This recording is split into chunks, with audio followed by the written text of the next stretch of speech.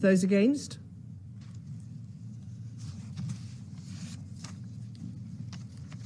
The result of the voting is as follows: 14 votes in favour, 1 vote against, 0 abstentions.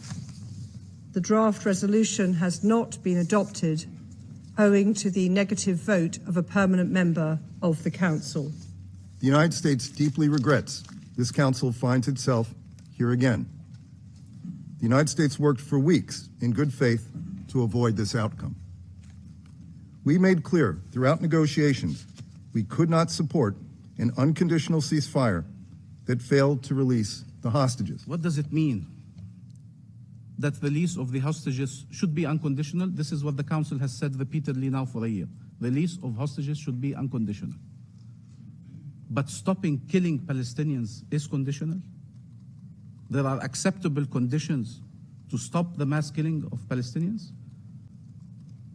There's 100 Israeli hostages, and there's 2 million Palestinians in Gaza. 2 million Palestinians in Gaza. They deserve better. They deserve respect for their lives, for their suffering. Israel will always claim conditions have not been met because its plans require it to continue this war, to annex the land and destroy the people. And therefore, we can no longer accept its conditions. 14 months, and we are still debating if a genocide must be stopped. There's no justification whatsoever for vetoing a resolution trying to stop atrocities. No justification for that. Madam President, one day someone will dig up these meetings, the records of them, will see us pleading for the lives of our people over and over and over and over again. And they will try to understand why our calls were not heeded. They will look at the people who sat around this table and spoke and addressed you from all over the world to call on the Council to take action. They will read what everybody here has said. And then they will wonder how a genocide displayed on TVs known to the whole world was able to continue. I now give the floor to the representative of the Observer State of Palestine. Thank you, Madam President. There is no right to mass killing of civilians. There is no right to starve an entire civilian population. There is no right to forcibly displace a people. And there is no right to annexation. This is what Israel is doing in Gaza. These are its war objectives. This is what the absence of a ceasefire is allowing it to continue doing. This full-fledged Israeli assault against the Palestinian people and the Palestinian land is about everything except the hostages. If the families of hostages can see that, how can anyone in this room claim otherwise? A ceasefire will allow to save lives, all lives. This was true a year ago. This is even more true today. A ceasefire doesn't resolve everything, but it is the first step towards resolving anything. And what is the answer of those who are still unwilling now, after all this death and destruction, not to call for an unconditional ceasefire? Is it to accept that the killing should continue until we resolve everything, while we watch that we are resolving nothing? We heard over and over again statements in this chamber by all members without distinction about protection of civilians, about rejecting forcible displacement, about rejecting starving the Palestinian population, about rejecting annexation, about rejecting wanton destruction, about rejecting regional escalation. Everyone around this table agreed on these objectives. And yet here we are. 44,000 Palestinians killed. This is those who are accounted for. Many more are not accounted for. One day we will retrieve them in mass graves under the rubbles, and we will discover the real numbers of this horror. And there will be many that we will never retrieve. Famine that is looming all over Gaza, that is a reality in northern Gaza. 2 million people displaced. still hunted even when they are in tents, total destruction of Gaza and all the requirements of life in it, and war on Lebanon, its people and its sovereignty. What does it mean to proclaim all these principles, we reject, we reject, we reject, and then shield Israel of the consequences of its actions, thus allowing it to do exactly what we're asking it to stop doing?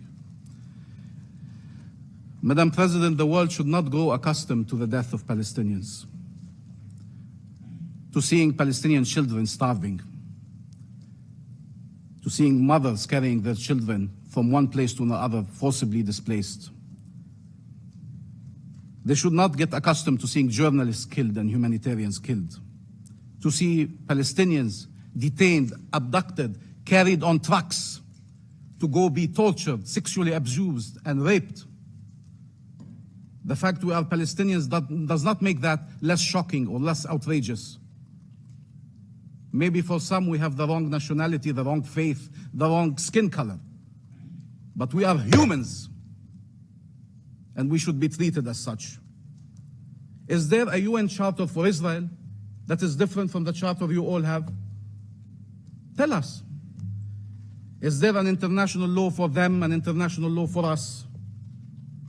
Do they have the right to kill, and the only right we have is to die? What the hell does Israel need to do more for this council to act under Chapter 7? What more can they do for this council to act under Chapter 7? Or will this council be the last place on earth that cannot recognize a threat to peace when they see it? When it is so glaring, so undeniable? You are witnessing the attempt to annihilate a nation, destroy a nation. It is not even hidden, it is in plain sight. And yet the very tools designed to respond to these situations are not being used. So which one is it? Are Palestinian lives not worth saving? Or does Israel have a license to kill? Can this council only adopt resolutions and then witness their blatant breach? This self-inflicted powerlessness has to stop.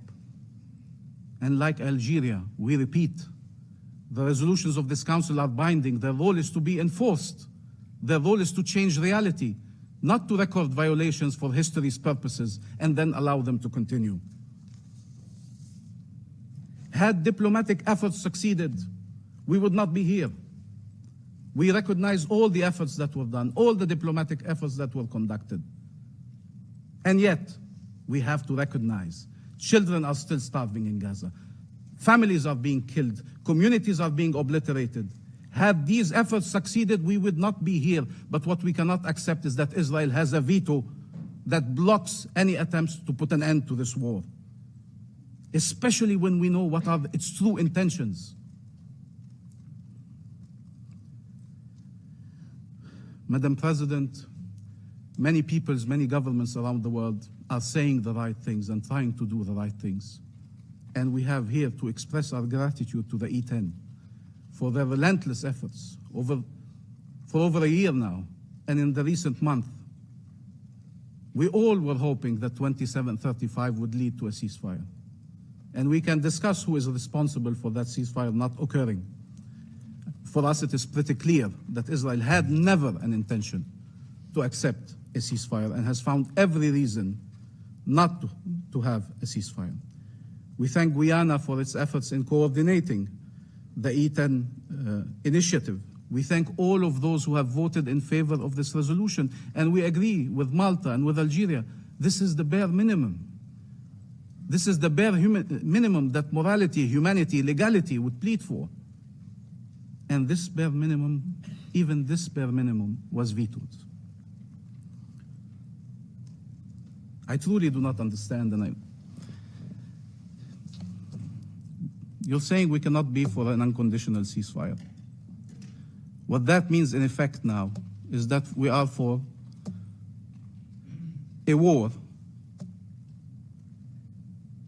You're saying we cannot be for an unconditional ceasefire that does not release the hostages.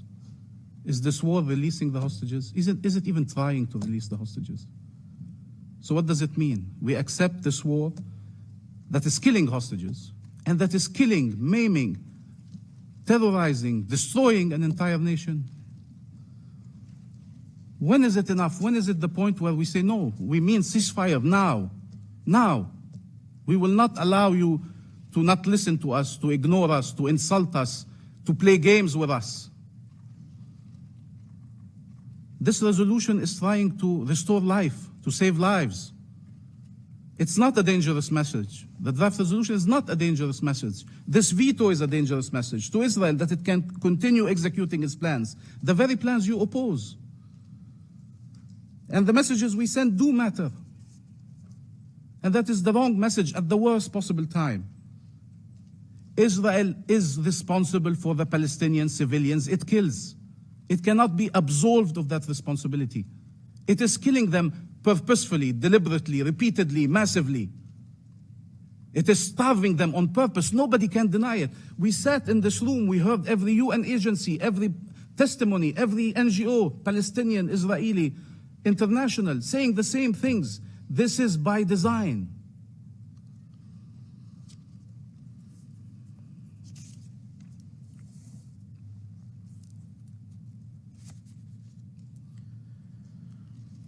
What does it mean that release of the hostages should be unconditional? This is what the Council has said repeatedly now for a year. Release of hostages should be unconditional.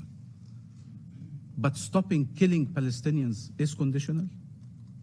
There are acceptable conditions to stop the mass killing of Palestinians? There's 100 Israeli hostages, and there's 2 million Palestinians in Gaza. 2 million Palestinians in Gaza. They deserve better. They deserve respect for their lives, for their suffering. Israel will always claim conditions have not been met because its plans require it to continue this war, to annex the land and destroy the people. And therefore, we can no longer accept its conditions. 14 months, and we are still debating if a genocide must be stopped. There's no justification whatsoever for vetoing a resolution trying to stop atrocities. No justification for that. Madam President, one day someone will dig up these meetings, the records of them, will see us pleading for the lives of our people over and over and over and over again. And they will try to understand why our calls were not heeded. They will look at the people who sat around this table and spoke and addressed you from all over the world to call on the Council to take action. They will read what everybody here has said. And then they will wonder how a genocide displayed on TVs known to the whole world was able to continue for this long. They will wonder if the whole world is against the mass killing, against the displacement, against the starvation, against the annexation, how come they all occurred? It is because we are allowed to speak about the rules, but not to enforce them. Because we can regret and reject, but not act. There are many states now stepping up to change this reality. We call on all states and all peoples to stand for life, for freedom, and for peace. We are out of time. We repeat, we are against harming any civilians. And we have more than our share of grievances. We could have sat here and tried to justify harming civilians. We never did, not one day. And we're still sitting here after tens of thousands of our people have been killed. Many have been detained. All have been traumatized. All have been displaced. We have many reasons to say otherwise, and yet we remain steadfast. There is no reason to harm civilians, regardless of their nationality, their origin, regardless of the circumstances. But our civilians, what about our civilians? They are worthy of protection. Their lives should be saved. People cannot sit and demand Palestinian pacifism under all circumstances and enable Israeli militarism. That cannot be done. Either you believe violence is an impasse, you believe there are no military solutions, and then you act for peaceful ones and reject military ones, or you let it be military. We are for a peaceful path. Even after all that has happened, we are for a peaceful path. Help us chart it, not block it. Stop them. Help us. You would be helping Palestinians and Israelis in our region and the world. Madam President, there is a world out there where Palestinian children are able to grow. We are not born to be occupied and killed and displaced. That's not our destiny, that's not our fate. There is a world where we could live and grow and see our children grow with no occupation, no bombs, no tents, no settlements, no walls, no military checkpoints, no prisons, no constant humiliation, no oppression, no house demolished, no amputations, no pain and no agony. That world can exist today if we were to act. And the fact we are not means that many, many more Palestinians will suffer and others will suffer. We are trying to get there. We are trying to find a path that leads us there, to freedom, to life, and to peace. That should be our common objective. There is a world where there's no war in the Middle East, where Palestinians and Israeli civilians go about their lives, where maybe they can look confidently towards the future and even envisage more bridges between them, where our region unleashes its true and full potential for the benefit of all states and all peoples. It's this future that is being destroyed before our very eyes. And the entire Palestinian civilian population is the primary victim. Madam President, we call on the General Assembly to uphold the responsibilities that the Council has failed to uphold owing to the US veto. We call on all states to use all available tools to stop the massacres. What this resolution was calling for is an unconditional end to massacres, and that is always worth supporting.